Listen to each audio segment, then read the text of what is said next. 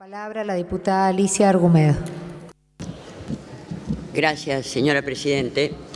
Quiero decir que se han hecho acá alabanzas acerca de la apertura del oficialismo para tener un debate e incorporar aportes. Sin duda se ha incrementado y lo saludamos el presupuesto para ciencia y tecnología y las universidades, aunque vemos con preocupación que en el caso de ARSAT se baja el presupuesto en capital en un 73%, y esto estaría hablando de la decisión de privatizar la producción de satélite, que es una de las áreas que Argentina ha desarrollado a lo largo de muchos años y que tiene una consistencia técnica que no debiera perderse. También nos preocupa la disminución del presupuesto para la Secretaría de Derechos Humanos, y creemos que estos elementos tendrían que ser corregidos. De todas maneras, quisiera hacer mía, o queremos hacer nuestras, las preocupaciones de un órgano tan poco sospechoso como el Financial Times acerca del endeudamiento de la Argentina, donde en ese periódico señala: la deuda de Argentina compra tiempo pero incrementa los riesgos.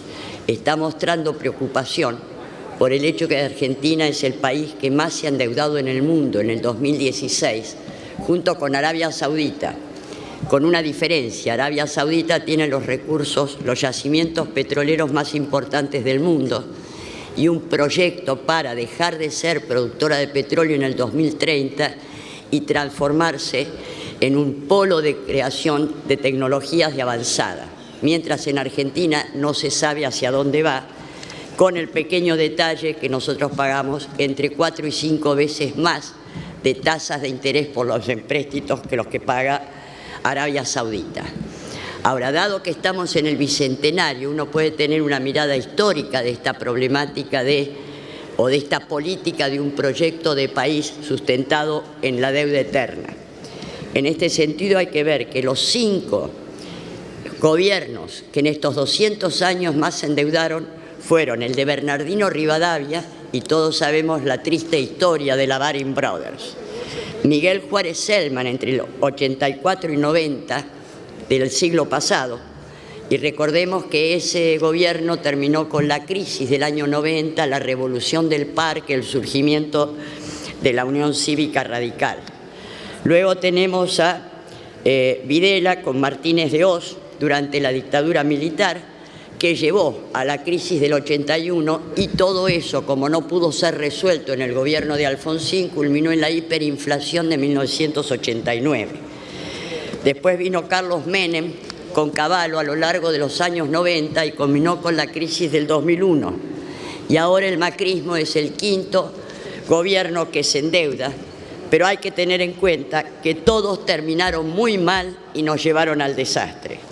En ese sentido, llamamos la atención que si en diciembre del 2015 la deuda era en moneda extranjera 148.800 millones de dólares, en agosto del 2016 subió a 187.500 millones, y con la emisión de bonos prevista para el 2017, la deuda llegaría a 234.155 millones, es decir, un incremento en moneda extranjera del 60% en 2 años. Esto es verdaderamente de gran peligro. Si tomamos el elemento, para el 2017 las amortizaciones suman alrededor de 58.200 millones de dólares, calculando el dólar a 17.9, según se calcula en el presupuesto. El tema es que la totalidad de estos vencimientos tienden a cancelarse con nuevas deudas, ya sea por novación de acreedores o por terceros, y además se toma una deuda adicional de 38.200 millones con la perspectiva de llegar a un total de 96.400 millones. Además, se incrementa la deuda intraestado, básicamente por las transferencias del Banco Central y del ANSES, poniendo en serio riesgo el sistema previsional de la Argentina, a quien se le han estado sacando sistemáticamente fondos para pagar deuda en dólares y se le dan bonos en pesos que se van devaluando.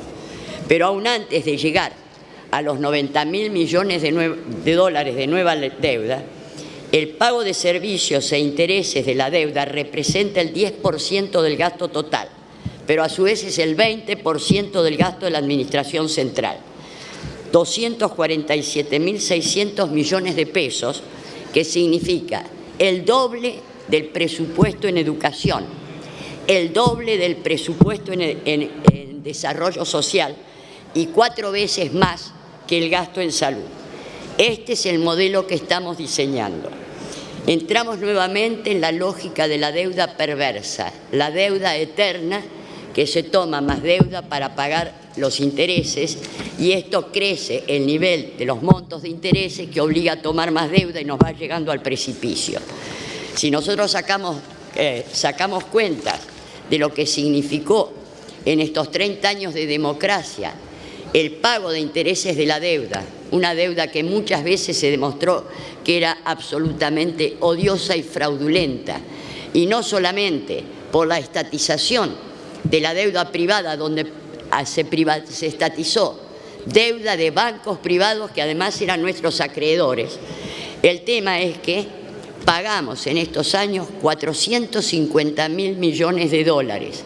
A eso hay que agregar la presión para las privatizaciones, Plan Brady y compañía, por el cual la pérdida de YPF y gas del Estado significó 350.000 millones de dólares más en 20 y tantos años, y a su vez la destrucción de la flota mercante y la flota fluvial, solo en estos 3 aspectos, que significa que estamos pagando 5.000 millones de dólares de fletes, y la destrucción de la flota mercante y la flota naval como parte de esta política de privatizaciones significa 100.000 millones de dólares más en estos 20 y tantos años.